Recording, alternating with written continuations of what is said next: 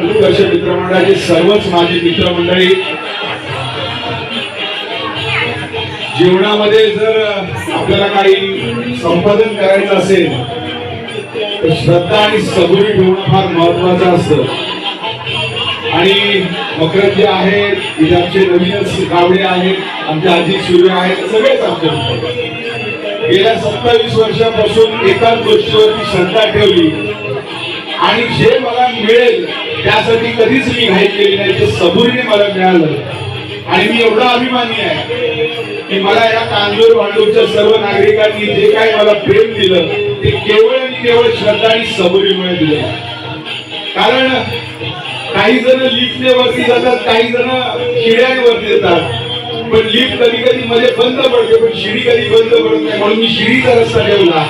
त्याच्यामध्ये आज साईबाबा आहे आणि साईबाबाने आपल्याला जे सांगितलंय की श्रद्धा आणि सबुरी, जे आपण काही करू त्याच्यावरती मनपूर्वक श्रद्धा ठेवा आणि कुठलीही गोष्ट मिळेल यासाठी आपण सबुरी ठेवावी, एवढंच आज मला या ठिकाणी सांगावंसं वाटतंय.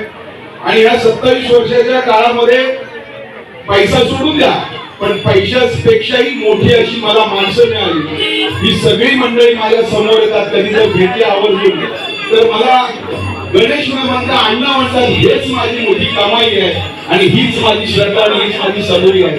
कारण शेवटी आयुष्यामध्ये मकरंद लागतो, लक्षात ठेवा. आणि तो मकरंद एवढा गोड असतो, त्याच्यामुळे आम्ही अजित होतो आणि आमचा सूर्योदय होतो तो पूर्वेला होतो. असं या ठिकाणी मला सांगावंसं वाटतंय की पुन्हा एकदा इथे पेडणेकर सगळ्यांचं मनापासून कौतुक करेल. जे मला प्रेम दिलेलं आहे ते प्रेम असंच राहावं.